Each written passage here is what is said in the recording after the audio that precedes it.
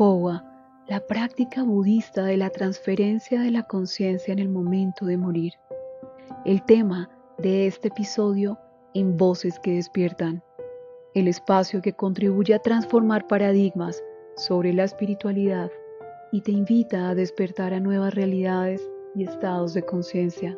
En este episodio tenemos como invitado a Eduardo Herrera, maestro budista, especialista en las culturas del Himalaya. Es traductor, entre otras, de la lengua tibetana, nepalesa, particularmente de textos relevantes al budismo y al Tíbet. Desde hace más de 20 años traduce a eminentes maestros budistas.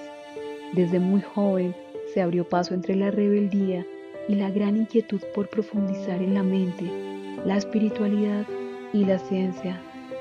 En esta entrevista, el Lama Eduardo nos habla de meditación, apego y de cómo aprender a morir desde la conciencia de ser una realidad ineludible al ser humano. Bienvenidos a Voces que Despiertan.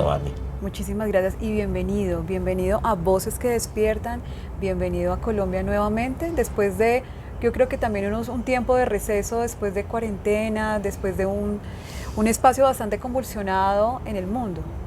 Lo trae el Powa a Colombia, pero también hace parte de su recorrido, de su vida. Cuéntenos un poco y cuéntenle a las personas que nos están escuchando en Voces que Despiertan, ¿qué es el Powa? ¿Y qué es eso de perder el temor a la muerte? ¿Es posible además? Podríamos argumentar que lo que representa la muerte para cada uno de nosotros es subjetivo, depende del contexto cultural, depende también de las experiencias en la vida, en familia, si hemos tenido una pérdida sensible de algún familiar, un ser querido. Y si bien esto es cierto, de que somos seres de carne y hueso, somos inmanentes, gran parte de lo que somos son nuestros vínculos, podemos entender la muerte ya no meramente desde lo intelectual o cultural o incluso desde una especie de autoconvencimiento filosófico espiritual, como más bien ya desde la experiencia. ¿Qué aprendemos en el Powa, Ami, como tú has hecho este retiro? Más allá de una mera indoctrinación, más allá de una mera filosofía nueva, se trata de que experimentes cómo a través de la meditación puedes mover la energía dirigido ciertamente hacia un estado de no referencia, de no temor. Como tú lo sabes, en el Powa, justamente el día de hoy, se revisaron las cabezas de personas que estuvieron trabajando con la energía, llamémosla de manera práctica, Kundalini, y en un estado meditativo que ciertamente de alguna manera nos lleva al movimiento de energía similar al que va a ocurrir cuando muramos. Y en ese contexto, cuando tú a través de la meditación, con respiraciones, con visualizaciones, con sílabas específicas, llevas a la mente a un estado de claridad consciente que va a ser algo similar a lo que experimentamos en la muerte, no habiendo temor, es allí donde crea cambios, donde ya no es un autoconvencimiento, sino que te lleva a experimentar esa ausencia de temor a la muerte. Y sé perfectamente que tú lo entiendes. Es a partir de la experiencia. Cuando usted hablaba del temor a la muerte y en una de las charlas que estuvimos, describía un poco cómo debería ser el proceso de morir, ¿no? Como entrar en ese proceso de calma, de tranquilidad, quizás estar en oscuridad. Se me hace un poco parecido también al momento del nacimiento o lo que necesitamos las mujeres para parir. ¿Cómo podría usted poner la muerte y el nacimiento desde una perspectiva espiritual mucho más amplia? ¿Cómo lo relacionaría? A mí me parece que el nacimiento y la muerte son dos extremos que se tocan. Y desde la perspectiva de la tradición budista, el nacimiento es el comienzo de la ilusión, es el comienzo de una identidad con la que tenemos que encarar a lo largo de nuestra vida, desde donde no nada más aprendemos del mundo y descubrimos el mundo, sino que también nos descubrimos a nosotros. Y es en ese proceso también dicho desde la tradición budista, ilusorio, desde donde entramos en diferentes contradicciones y aprendizajes, pero es justamente en esa vida desde donde podemos aprender cómo funciona nuestra mente. Podemos aprender a descubrir que hay estados meditativos, que hay estados también emocionales como la compasión, el amor bondadoso, que de alguna manera nos descentralizan y nos van acercando a esa experiencia de despertar. Ahora, la muerte puede significar, como decía Trungpa Rinpoche, un insulto.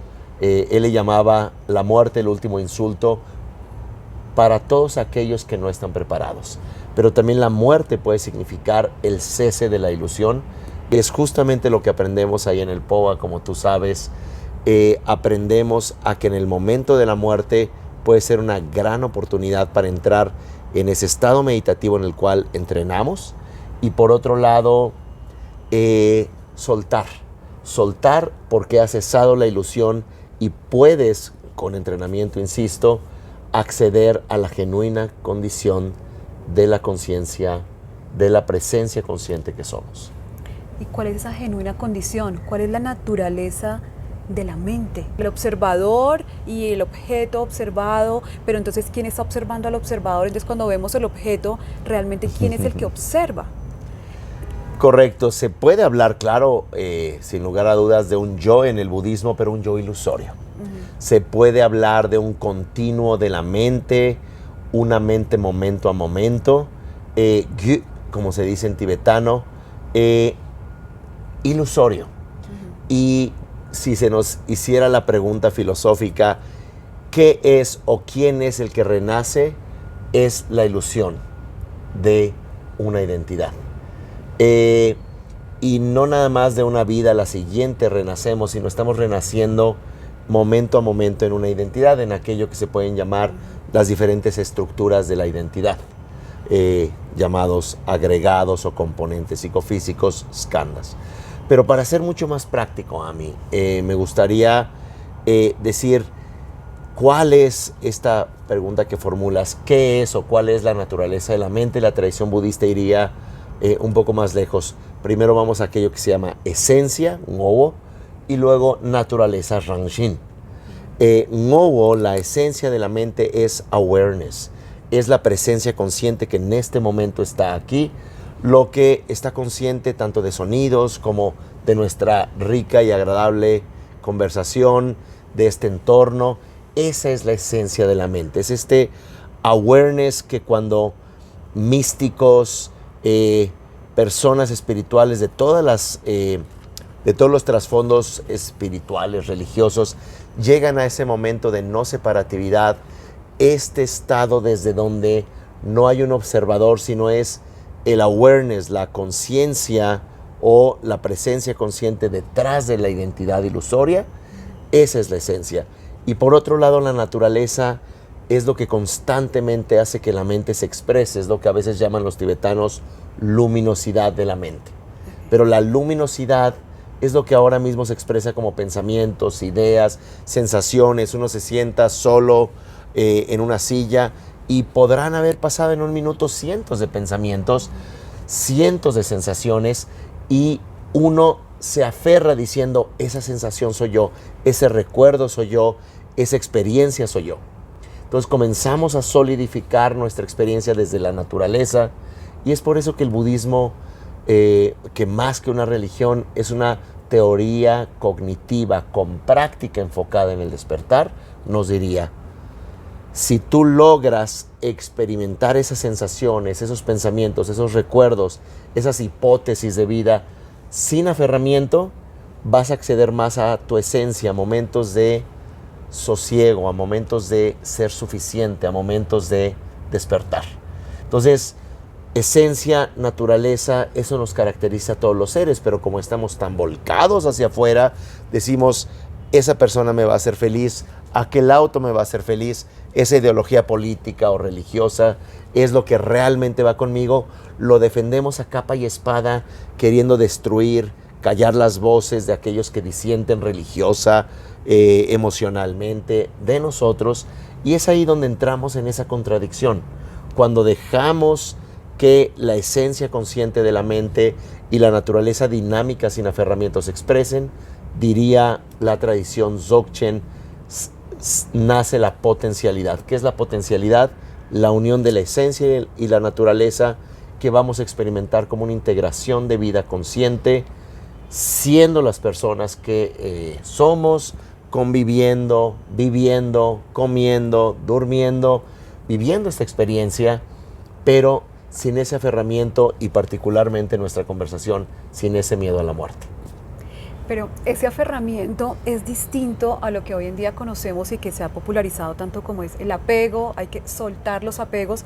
Usted hablaba durante el retiro de que hay una mala traducción, o hemos hecho una mala traducción del término como viene del budismo, y no es apego, porque los apegos realmente no son dañinos, sino es el deseo obsesivo. Es correcto, Okay. Es correcto. Ese deseo obsesivo, no está mal tener deseo a la vida, deseo a que el hijo de uno, tu pareja, el mundo mismo esté bien. Uno puede tener un deseo constructivo, pero cuando se genera un deseo obsesivo tú tienes que ser o hacer lo que yo necesito o lo que yo quiero. Entonces, yo llamaría que ese deseo puede estar desde factores mentales sanos, como dice el Dalai Lama. Aquel individuo que desea despertar es un buen deseo. Pero cuando se vuelve un deseo obsesivo, entraríamos, por supuesto, en un materialismo espiritual, donde ya en nombre de la filosofía, de la religión, dañamos a otros, tratamos de reclutarlos. Entonces, todo deseo obsesivo básicamente es volcarnos hacia afuera, pensando que aquello que está afuera, una persona, un objeto, una circunstancia, un mundo como lo necesitamos, eso nos va a hacer feliz, y que si ese mundo no funciona o esa persona no actúa como queremos, vamos a actuar negativamente, destructivamente o de manera manipulativa. Eso ya es un deseo obsesivo. Entonces, incluso como se dice en psicología, el attachment syndrome, el trastorno de apego, yo lo llamaría un trastorno de vínculo, porque como seres humanos necesitamos vincularnos. Uno de los elementos fundamentales de la tradición budista es el vínculo, el samaya hacia todos los seres sensibles, que debe ser amoroso, compasivo, y desde ese punto de vista, desear que todos estén bien junto con uno mismo, que dejemos de sufrir junto con todos los seres sensibles, es un deseo sano. Claro, y esa es una de las prácticas más bellas que tiene el budismo y muchas tradiciones, que es el amor compasivo, como además dedicamos los méritos de la meditación. Eso es hermoso, porque al terminar las prácticas, terminamos con esa dedicación, con esa intención de que a través de nuestra práctica personal podamos también ayudar en la liberación de otros seres. Esa es la mejor forma de tener compasión hoy en día, o de ayudar quizás hoy en este mundo tan convulsionado. Yo diría, Ami, que se vuelve fundamental en un mundo tan marcado por la desconexión a nosotros mismos, comenzar por un acto amoroso y de compasión hacia nosotros. Con ejemplos muy prácticos, como no podemos salvar a nadie en un lago, en un océano, de ahogarse si no sabemos nadar. De la misma manera, no podemos volvernos almas de la caridad, ayudando a todo el mundo, ya sean personas, nuestros hijos, a las plantas, a los hábitats, abandonándonos. Y cuántas veces las personas, entre comillas, entregan su vida a sus empleos, entregan su vida a sus hijos, entregan su vida, y de alguna manera hay ese sacrificio pensando, voy a hacer a otros felices, incluida mi pareja, excepto a mí.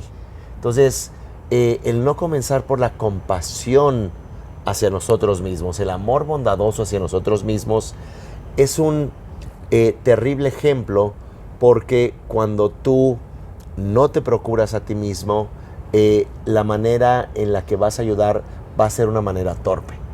Por lo tanto, sí se vuelve una compasión hacia todos los seres sensibles, incluido uno mismo. El amor bondadoso hacia todos los seres sensibles, incluido uno mismo. Y como se dice en la tradición mahayana, es una bodhicitta de compasión ilusoria, que a veces se traduce mal, le llaman relativa, no tiene etimológicamente base para llamarle relativa, pero es necesaria. Somos seres cambiantes, ilusorios, a veces no nos reconocemos ni nos queremos reconocer como éramos hace 10 años, o física, o mental, o emocionalmente. Por eso somos ilusorios, pero el ser compasivos hacia nuestros errores en el pasado, hacia nuestra niñez, ser compasivos hacia este momento, no esa obsesión por vernos perfectos en redes sociales, por decir palabras perfectas, por siempre estar, como dicen acá en Colombia, divinos. No, también somos seres vulnerables, somos seres lastimados, somos seres que a veces nos equivocamos. La relación con los hijos es muy evidente, es que primero nos aman nuestros hijos, van creciendo y de pronto nos cuestionan, nos retan, apuntan a nuestros defectos, y es desde donde también tenemos que compasivamente ir dejando espacio hasta que ellos generen una autonomía. Entonces, esa compasión hacia uno y hacia los demás debe de ir de la mano de una comprensión clara. Y pasa también por la aceptación. También tendemos a sentir culpa por lo que no pudimos hacer o por los recursos que no tuvimos para responder. Ahí también podemos contribuir a esa compasión. ¿Qué más haría falta? Es muy, muy valioso lo que dices, aceptarlo. Pero para aceptarlo también hay que mirarlo. En ocasiones nos duelen tanto nuestras heridas. En ocasiones esas heridas ni siquiera son propias. Podemos estar cargando las heridas de papá o de mamá, o esos secretos que nos avergüenzan. Es la vergüenza primaria que está en un profundo inconsciente. Entonces, también se vuelve importante, antes de aceptar algo, hay que mirarlo, hay que encontrarlo. Así que también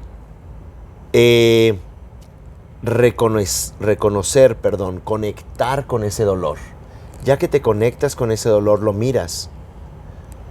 Ya que lo miras, puedes abrazarlo.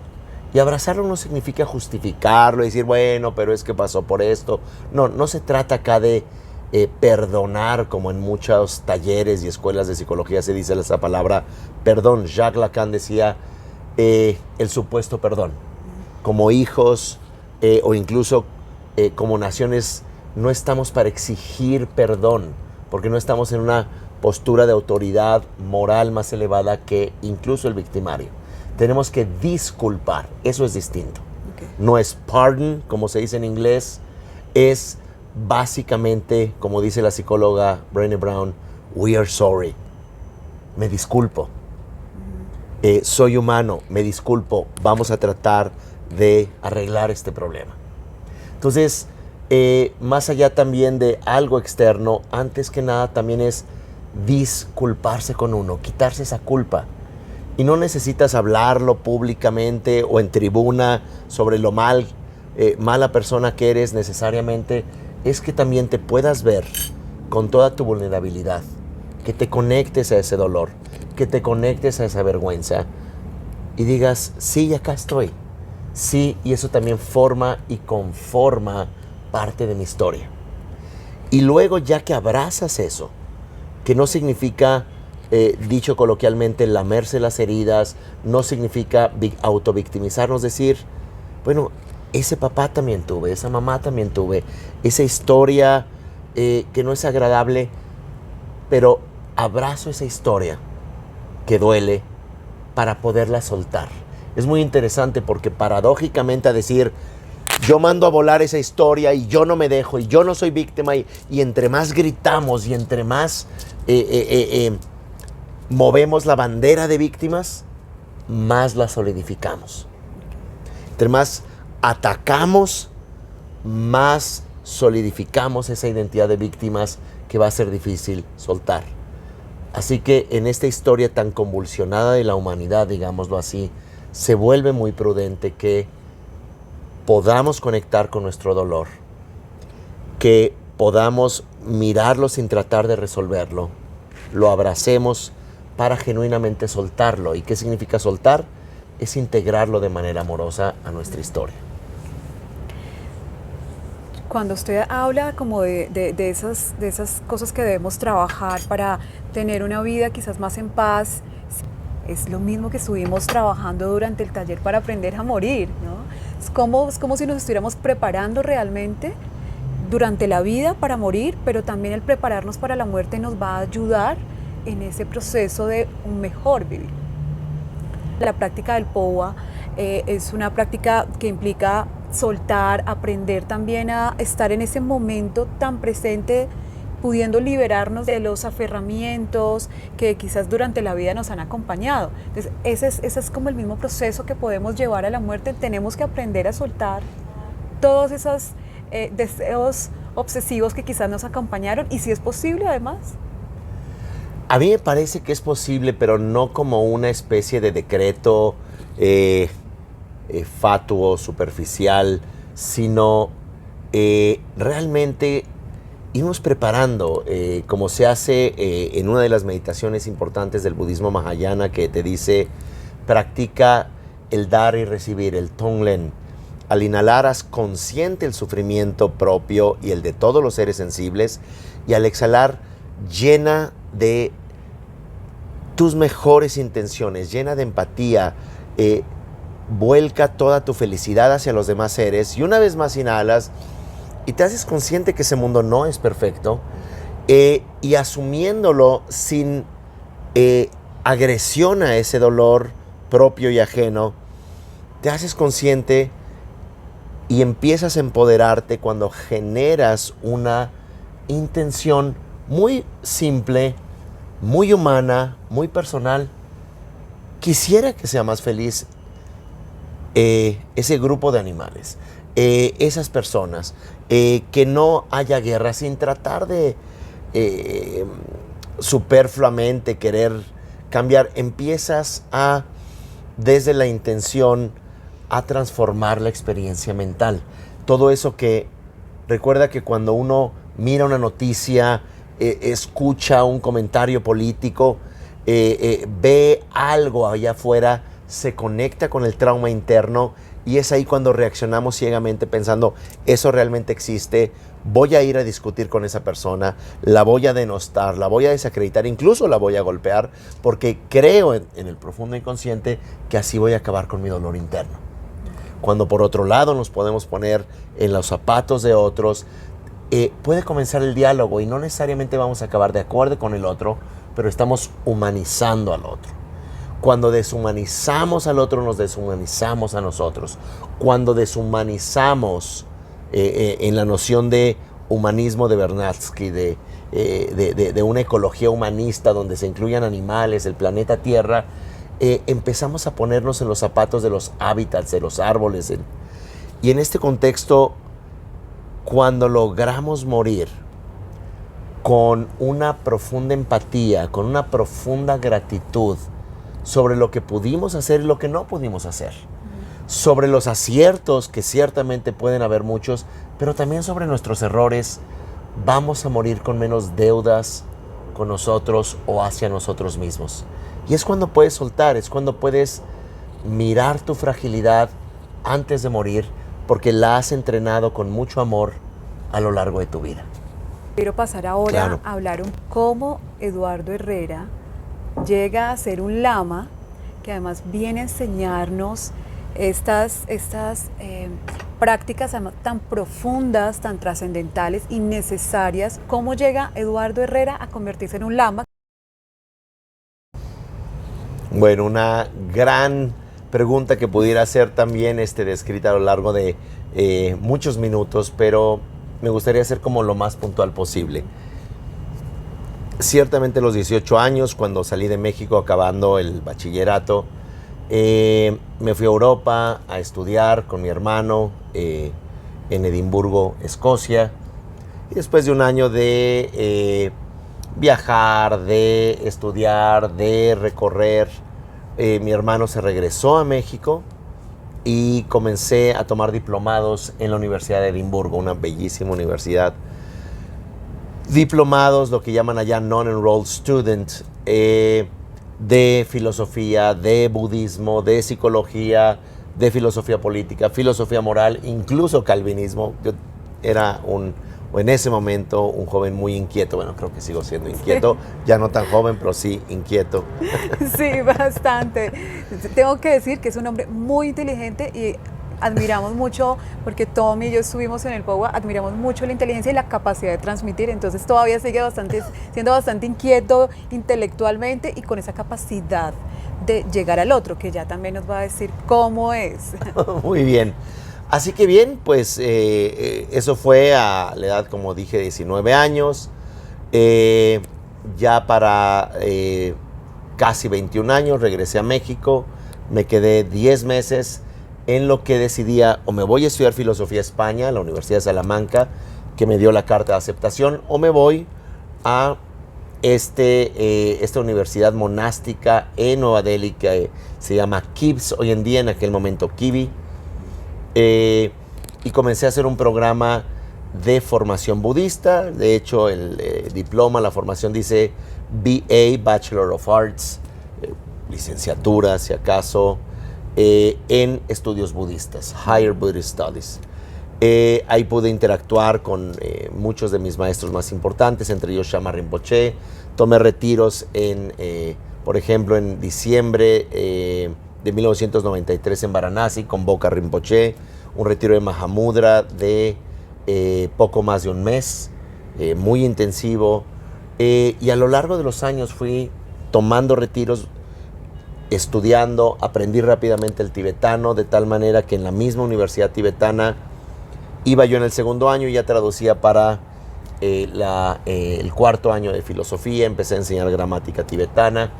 Entonces, en esos 8 años continuos que me quedé en Asia, del 93 al año 2001, también estuve en la Universidad de Delhi, saqué una licenciatura en filosofía en Delhi University, en la facultad del Zakir Hussain College, filosofía oriental, al igual que occidental, y pude también tener la oportunidad de estar en Bután, en Tíbet, en Nepal, en retiros, a veces de meses, a veces de semanas, cursos, iniciaciones, y por mi facilidad con el idioma, maestros de diferentes linajes me llamaban a dirigir, a traducirles sus retiros, a dar instrucciones, etc. Entonces fue un enriquecimiento, llamémoslo,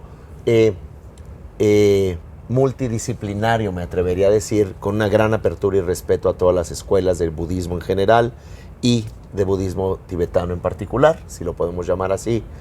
Y sí, en esos 8 años ya estaba enseñando en varios países del mundo, a veces como traductor, a veces como maestro, y varios de mis maestros me designaron, me pidieron que enseñara, entre ellos Shama Rinpoche, su santidad Dragmar Khentrul Rinpoche. También él me dijo, tú ya eres un lama, necesitas una carta para cualquier persona que de pronto no sepa de tu formación. Entonces, tanto en estudios como también en práctica meditativa, en Sutra Mahayana, Tantra o lo que se llama Guya Mantrayana, al igual que prácticas de Dzogchen, he hecho retiros, y pues tampoco se trata de hablar de mí sin cesar, pero sí maestros de diferentes tradiciones, con retiros, con transmisiones, con prácticas, y para mí es un privilegio y también una gran responsabilidad enseñar. No lo hago con la solemnidad de que todos me rindan pleitesía o culto, como tú mencionas. Para mí es que la gente entienda, pero no meramente de manera intelectual, sino que acceda a esa dignidad básica, a esa conexión a su propia mente. Es lo que a mí me ha movido en estos 30 años de práctica budista, a seguir enseñando, y es un gran privilegio. Sin duda, muchísimas gracias. ¿Qué ha tenido que morir en Eduardo Herrera para que nazca el Lama? ¿Qué ha tenido que morir? Yo creo que las dudas, yo creo que por mi personalidad, y creo que también por prudencia, llamémosle, sí aprendí tibetano muy rápido, sí me hice sumamente cercano a los maestros más altos de ciertos linajes, y me llamaban a que les tradujera, a recibir enseñanzas, a hacer viajes con ellos de traducción, donde recibía muchas instrucciones, y siempre yo en un servicio de traducción, de recibir enseñanzas, trabajar mucho con la arrogancia, evitar como conflictos. También hay que aceptarlo, el budismo tibetano siempre se encuentra empantanado, pues son grupos humanos donde todos participamos con nuestro inconsciente, con nuestras emociones aflictivas. Entonces, en ese contexto sí, que tuvo que morir posiblemente las dudas hacia mí mismo y preguntarme, ¿realmente tengo la formación? Sí. ¿Realmente tengo la práctica? Sí. ¿Realmente tengo la confianza en mis maestros? Sí. Voy a transmitirlo, porque no se trata de un proyecto individualista y ensimismado, como aquella persona que se sacrifica por otros y de pronto se vuelve un tirano, ¿no? Que desafortunadamente también tuve maestros tiranos, pero no tiranos en términos pedagógicos funcionales, a veces disfuncionales en términos de ellos y sus comunidades. Y si bien eso también me lastimó a lo largo de los años, a mí me sirvió mucho para llenarme de gratitud y aprender qué es lo que no quería yo repetir. Y también haciéndome responsable de mi participación, de que algo tuve que ver en mí que no me gustaba a través de esas dinámicas para yo retirarme de diversas instituciones budistas, de diversos vínculos con budistas, no porque yo fuera ejemplar, sino que ese tipo de dinámicas a mí no me servían. Yo fui desde muy joven a Asia, de hecho tenía 19, casi 20 años cuando me fui a este monasterio en Escocia, en la frontera con Inglaterra, que se llama Esdelmere, una palabra celta. Se llama Kagyu Samiling, ahí hice algunos retiros, ahí estuvo Trungpa Rinpoche, obviamente él ya estaba en Boulder, él ya había incluso fallecido, pero continúa ese lugar funcionando. Entonces una conexión profunda, desde donde para mí el budismo representa un acceso a la mente de cada uno de nosotros. Esos estudios que ha realizado, esa interdisciplinariedad que lo ha caracterizado en sus estudios, es lo que hace que hoy en día en su discurso se vea tan marcado ese enfoque quizás a compartir sobre economía, un poco en los términos de Wilson de conciliente, ¿no? Es una persona conciliente que logra como incluir en su discurso del budismo, de la física, de la economía, y lo que de alguna manera también hace que muchas personas, el público al que usted se dirige, sea tocado. Pues cuéntenos un poco como si eso ha llevado a que su discurso sea tan rico en esos términos. Creo que de igual manera, con toda la formación con los tibetanos, leer, traducir textos tibetanos, también la formación académica occidental, en parte la Universidad de Delhi, que es una universidad con el currículum, la currícula de una universidad internacional, pero más que nada el posgrado en el Colegio de México, donde hice en el departamento de, se llama Centro de Estudios de Asia y África, el CEA, hice la especialidad en China. Y ahí el rigor académico es muy elevado y el pensamiento cartesiano me sirvió mucho. Es decir, abandonar el pensamiento positivista. Solo hay una verdad, esto es la verdad, y móntate en tu discurso, sino ser cartesiano, ser autocrítico, generar hipótesis, ver la antítesis, y a partir de allí dialogar sin pretender, en esa noción posmoderna, que sin pretender llegar ni poseer la verdad, puedes enriquecerte mucho a través de la reflexión, a través del diálogo. Y a mí me parece que esa parte me ayudó mucho, y naturalmente me interesa, no por pedantería académica ni escolástica, sino qué dice esta área del conocimiento, esta otra área, y porque la mente del ser humano hoy en día está inundada de información que pueda conectarse con información con la cual se relaciona todos los días y poder desde esta perspectiva dialogar sobre la mente.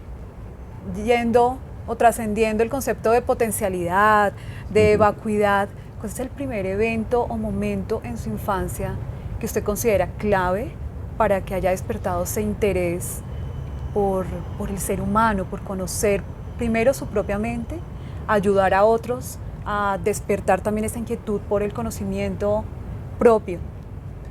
A mí me parece pues ciertamente todos venimos de un trasfondo familiar, cultural, de un contexto histórico, social, económico, etcétera. Y siento que mis papás tienen mucho que ver con eso. Mi padre, un profesor de física de la universidad, del Politécnico Nacional. Mi madre, una psicóloga, pedagoga. Y siendo en estrictos sentidos no religiosos, no hubo ninguna formación religiosa propiamente cristiana o católica, eran personas profundamente espirituales. Nos enseñaban a meditar desde muy pequeños en el método Silva de aquel tiempo, que era la boga, ¿no? El mind control, el control mental. Uno se bajaba de nivel, del nivel beta, al alfa, y de ahí uno bajaba al zeta y luego el delta, bueno, en fin. Sí. Y se ponía la pequeña grabadora con el ruido. Yo creo que eso también hizo una gran mella, un gran y positivo impacto en mí y en mis hermanos. Y mis padres eran profundamente idealistas de hacer un mundo distinto. Yo creo que les tocó esa época de los 60s y las escuelas en las que estudiamos, Freinet y Ciudadanos del Mundo y todo esto, con personas de todo el mundo, particularmente de Centro y Sudamérica, que llegaban a México refugiados por las situaciones sociopolíticas de la época. Entonces también había un intercambio cosmopolita, llamémoslo así, multicultural, y yo creo que eso fueron momentos muy importantes. Pero yo era un niño insoportable y un adolescente aún peor, travieso, disruptor. O sea, tampoco es que estaba... no, me ven mis amigos, me dicen, qué maravilla esa transformación, ¿no?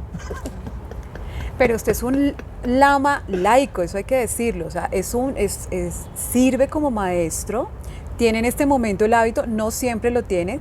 Cuéntenos entonces cómo es ser un maestro laico, además tener como unas responsabilidades monásticas de alguna manera. Explíquenos un poco y cómo es el desarrollo de esas responsabilidades con las otras responsabilidades que implica estar en una sociedad occidental que nos exige tanto.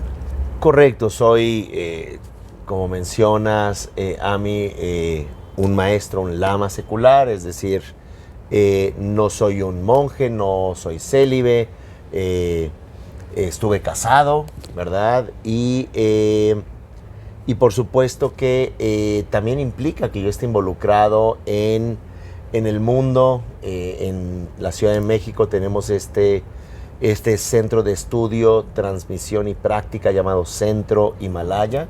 Estamos en la colonia Roma Sur, además de tener ya por más de 10 años, casi 12 años, el uso de plataformas virtuales para personas de todo el mundo que quieren estudiar diplomados, etc. Entonces, a manera de un centro de estudios profundos de budismo, además hacemos retiros, además se da transmisiones, y sí, soy un lama secular, con pantalones, voy a la calle, funciono.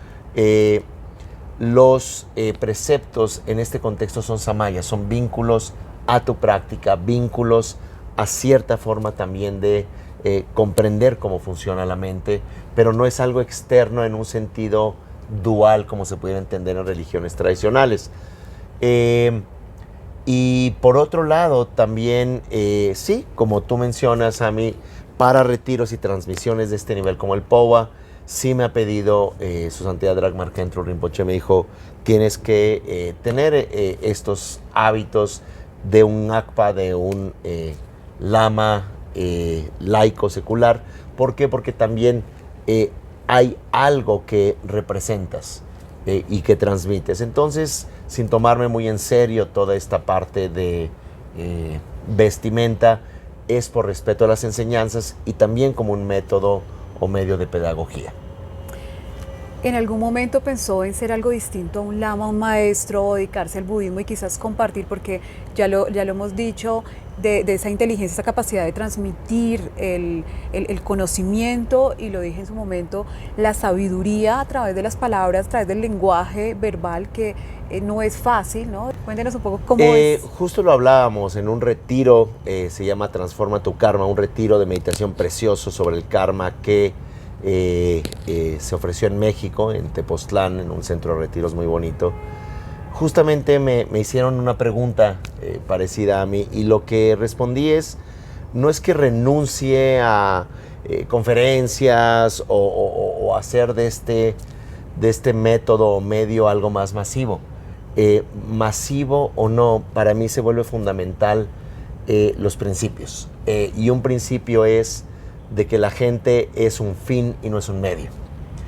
Lo más importante es la gente, lo más importante es que se conecte a su genuina condición. Y si lo puedes transmitir a 10 personas o a 10,000 personas, no hace la diferencia.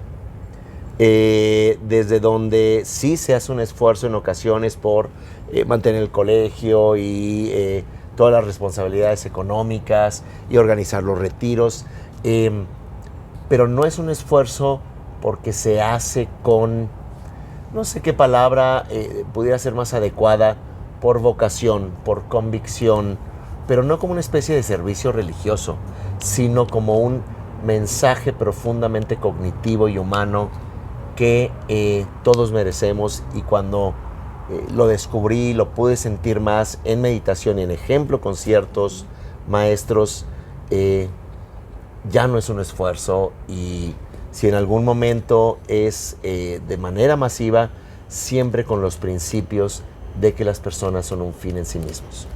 Pues una invitación muy grande, si están en la Ciudad de México, vayan, y estamos ahí de manera presencial.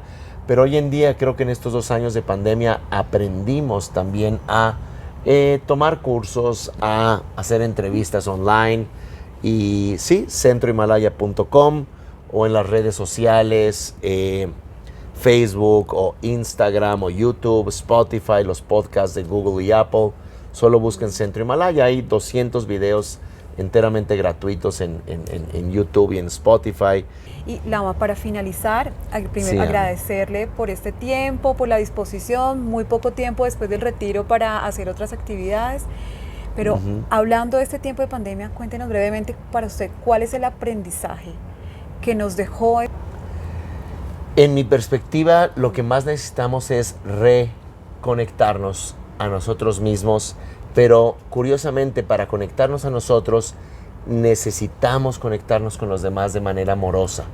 Entonces, esta tendencia de un capitalismo salvaje, desde donde las personas son objetos o bien objetificables, hasta una relación, me gusta, le pongo swipe, qué bien, ya no me gustaste o no me diste lo que esperaba, busco otro swipe, o voy a comprar esto, voy a comprar aquello, y empezamos con el miedo al otro, la alteridad disfuncional, parafraseando ahí a Simone de Beauvoir en otro contexto, pero el que podamos nosotros entender que la conexión, como dice el neurocientífico Antonio Damasio, la conexión en nuestro cerebro, en nuestros disparos sinápticos, es la conexión que se genera afuera primero para sentirnos conectados dentro, y eso está amplísimamente estudiado e investigado. Entonces, ¿qué me deja este conocimiento de la pandemia? La pandemia, el conectarnos a los demás de manera genuina, mucho o poco, apreciar cada instante. Me parece que yo aprendí mucho de eso, el momento, la vida se puede ir en cualquier momento. El miedo en realidad es algo que nos deshumaniza. Claro que hay que tener prudencia. Cuando tenemos miedo hay que aprender a mirar el miedo, dialogar con el miedo y luego sobreponernos a él, pero no quedarnos congelados. Entonces me parece que es un gran aprendizaje, y justamente el amor bondadoso y la compasión es lo que nos humaniza hacia adentro y hacia afuera. Y así cerramos. Muchísimas gracias, Lama. Gracias, un privilegio estar aquí en tu espacio. Gracias por escucharnos. Haz clic en la campana para suscribirte y ayúdanos a difundir, porque somos voces que despiertan.